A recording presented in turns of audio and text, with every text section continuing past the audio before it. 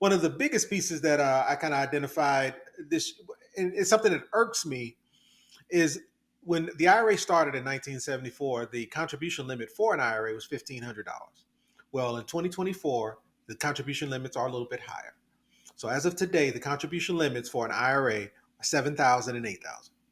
Again, we are so 74 to 2024, that's 50 years. It's been 50 years.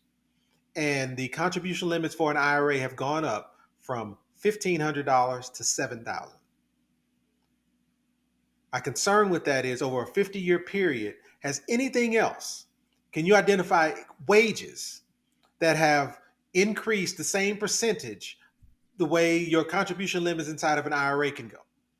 I mean, to me, putting away $7,000 or $8,000 inside of an IRA may be okay, but it's nowhere near putting your money in a position to where you can be able to retire. But why people do it, I have no idea. And I get it. Roth IRAs are considered pretty solid, but not realizing you can actually have Roth conditions inside of a 401k. And so, as it relates to a 401k, though, the contribution limits are much higher. Contribution limits for a 401k, 23,000 if you're under the age of 50, and up to 30,000 if you're over the age of 50, which means, I'm sorry, 30,500, which means considerably different, considerably higher, which allows you to put more money away. And in addition, with the 401k, just like with the 401k that you have with your current employer, you're able to do a match, or what's called profit sharing. And that profit sharing is for an additional 25% of your income up to $46,000. Now, what that ultimately means is if you don't make enough to be able to put in the full $46,000, you can't. But you have the ability to put in 25% of your income up to an additional $46,000 on top of the contributions of $23,000 to $30,500. It's pretty positive. And this kind of brings up, I had this same discussion earlier today as well. I was asked, we've talked about it in the past, where you have the ability to create your own, create a 401k in 2024 and contribute to that 2024 401k with 2023 income. Meaning, if you're in the midst of doing your taxes right now and you're self-employed, or you have an LLC or an S Corp or a C Corp, you have the ability to reduce your taxable income for 2023 by opening a 401k today, and you have until April. Now, April what? I cannot tell you, because I keep seeing conflicting dates. I've seen April 1st. I've seen April 15th.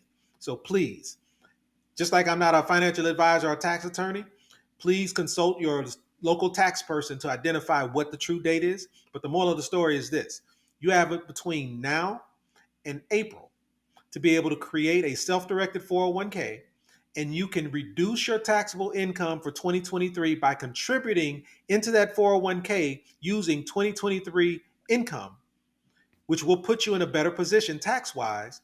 And matter of fact, the call I got today was he's already done his taxes for 2023 and realized he had a tax bill. And so his question to me was, well, I would rather create a 401k, reduce my taxable income, and eliminate that tax bill and put it in my own 401k. The question was, can I do that? And the short answer to that question is absolutely you can. So what I would suggest is you use this QR code, take a shot of it, and share this QR code with your tax attorney or your CPA or whoever does your taxes, and bring that with your newly created self-directed 401k that I can create for you, and have that discussion. And what that this QR code is going to take you to is going to take you to a couple of examples. And I won't dig into these examples, but there are two totally different examples. I want to say there's maybe 7 of them on the site, but I highlighted these 2 for a reason. This first one is if you have some type of business, LLC, some corporation, and you want to create a 401k now and then apply 2023 income into it, what type of income would that be? What it says in here, let me find it real quick. It says you're able to contribute, there it is, Aardvark can make a profit sharing contribution and deduct it.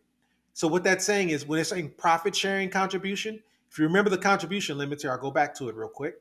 The contribution limits for someone over 50 is 30,500 plus an additional profit sharing contribution of 25% of your income up to 46,000. So what this is saying is you can contribute the profit sharing portion, and in 2023 that profit sharing portion was 43.5.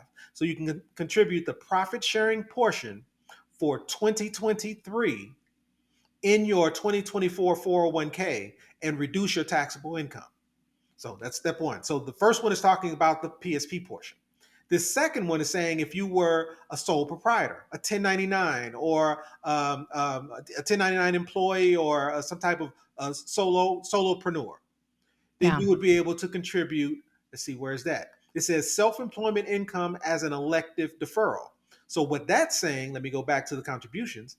That's saying if you were under 50, you can contribute this $23,000 or this 30,500 as a portion of an elective deferral contribution into your 2023 or into your for 2023 to reduce your 2023 income into your 2024 401k that I would create for you. So I share this. The reason I share this is because we're talking about two different dollar amounts, but the rule covers all of it. So whether you're a 1099 employee or a solopreneur, doesn't matter. You have the ability to create a 401k in 2024 and defer and reduce your taxable income for 2023. If you own a business, a corporation, doesn't matter. You're able to do the same. So that's the part that's important here. And what's really important is reducing your taxable income. Let it play. That's hot. That's hot. Co-mingling funds. Did you guys know you could co-mingle funds inside of your self-directed 401k? And I think it will come up though. So it'll come up in this list right here. So we will touch on that. All right. Touch on it. Touch on COVID. Yeah. So Co-mingling. some of the differences between an IRA and a 401k. IRA is just a glorified savings account. It stands for individual retirement account. Again, glorified savings account. Some of the differences between an IRA and a 401k is an IRA requires support. It requires a bank to have their hand in your business, whereas a 401k does not. 401k is a trust. 401ks have their own EIN number. 401ks do not require someone standing over your shoulder. So therefore, you have the ability to have more control because you're the trustee of that trust. And then IRAs, contribution limits, kind of went over this. What is it, 7,000, 8,000 for an IRA versus 23,000 if you're under the age of 50 and 30,500 if you're over, plus profit sharing for 401k. It's significantly different. And then IRAs, if you wanted to be able to leverage money from your 401k, I think Veronica, I believe, had a comment earlier that you could borrow that $50,000 from your 401k and still do whatever you wanted to do with your daughter or your granddaughter. You're absolutely correct. With an IRA, you cannot, though.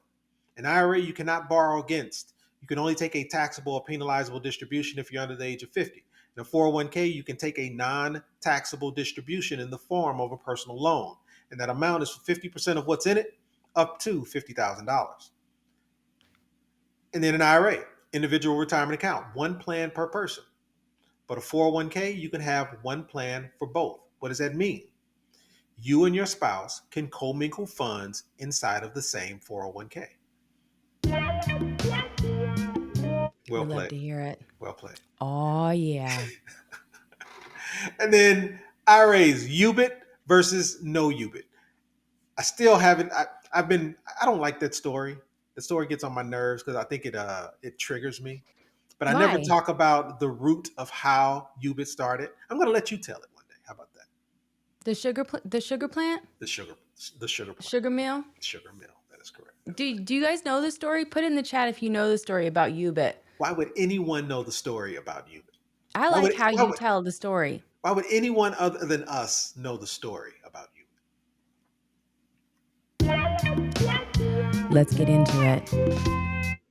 We can actually I think we should tell the story about UBIT because I think it's an important detail of our history, no different than the book that we're reading. What I learned about Abraham Lincoln had me shooketh, y'all. I was like, why? How did he go down in history with this other narrative when that wasn't even really the truth? And so learning why certain rules were put in place or laws were created, and what was really behind all of that, and then what was maybe a secondary, third, fourth, fifth, sixth benefit out of that movement, and understanding why other, like, even 10, 20, 30 years from there, why there was such a bungee cord on those ideologies. Some of us just completely missed that, obviously by design, left out of the history books, right? But even the story of UBIT, I think, is even more important because it speaks to the same reason why the rules are in place of why you could lend this, buy your niece a condo and she can live in it, but your kids can't, right? Right. Right. I mean, that's pretty much same root, Absolutely. different fruit. Yeah, Yeah. you're spot on. You're spot on. And then from a Hmm. structure perspective, because again, we talk a lot about structure here. One of the major differences between an IRA and a 401k is the fact that an IRA itself is just a glorified savings account. So it does not have the ability to do the things that we've been discussing. Meaning you can't, even if you move your retirement account into an IRA, does not have the stability to be able to allow you to be able to leverage it, write a check from it, go do these things that you want to do. So what happens is the IRA has to purchase its own LLC. And when the IRA purchases the LLC, the IRA now has an EIN number.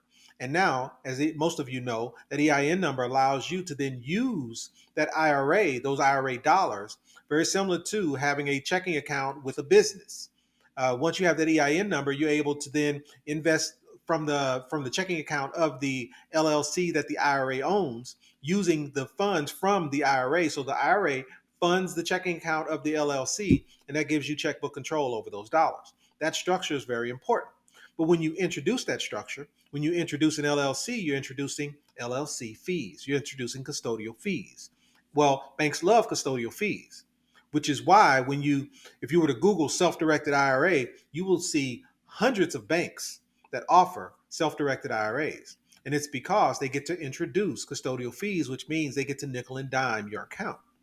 Whereas if you were to Google self-directed 401k, 401k is a trust. It does not need the support of a custodian, which means it allows us to negotiate those fees and in most cases eliminate those fees. And because we're able to eliminate those fees, that if you were to again look for me on through Googling self-directed 401k, looking for my company self-directed retirement accounts, so I'm sorry, self-directed retirement plans, what you'll find is we're on the first page of Google, and we're there because we've been doing this for 20 years, and banks don't want any part of it because they don't make any money doing it. They're not able to nickel and dime you and your trust and take fees from you because there's no leverage that they have in this process. You have all the leverage. And so therefore, when I provide this structure to you, you're able to invest in what you want when you want without the overseer, without the bank standing behind you or over you telling you what you can or cannot do, which is pretty powerful. So bottom line is 401k is a lot stronger because it has its own EIN number. And then the last one, and I think this was asked as well: are there any income limitations? I'm sorry, it was age limitation is really what the question was. But as it relates to income limitations, with an IRA, if you make too much money, you can't even contribute the $7,000 and $8,000 that they offer you, that they allow you to contribute. Whereas with the 401k, there are no income limitations. It doesn't matter how much you make. It doesn't matter how much you and your spouse make, because again, you are able to commingle funds. But it doesn't matter that age. I'm sorry, the amount that you make, and you're able to have a 401k anyway, regardless. So You know what's crazy is just the fact that even if there's no limitation at all based on your income, mhm. there's still a limitation on the max amount that you can put into an IRA. This is the silliest thing. And when people are saying, all you got to do is put into a Roth IRA, what are you going to do with $6,500, $7,000 a year? Like, who is retiring off of that and where are you putting that money? There's so Agreed. many there's so many variables here that just are not discussed, but yet the term IRA is thrown around as if it's the holy grail, I and agree. it's really not. I agree. So that is my Yeah. last slide. So I put this slide here just to make sure I kept track. There are many, probably another 100 slides or so that I could go through. But the bottom line Yeah. is that was really all I wanted to cover today, because I know it's a lot. We can continue this discussion, and I'll grab another 10, 15 slides if you want, and we can continue this discussion. Because to your point, there was a lot I didn't cover. I didn't cover the truth around the commingling of funds or the leverage against your 401k and how much you can take. There's a lot that I didn't cover, so I can gladly kind of dig into that a little bit more when I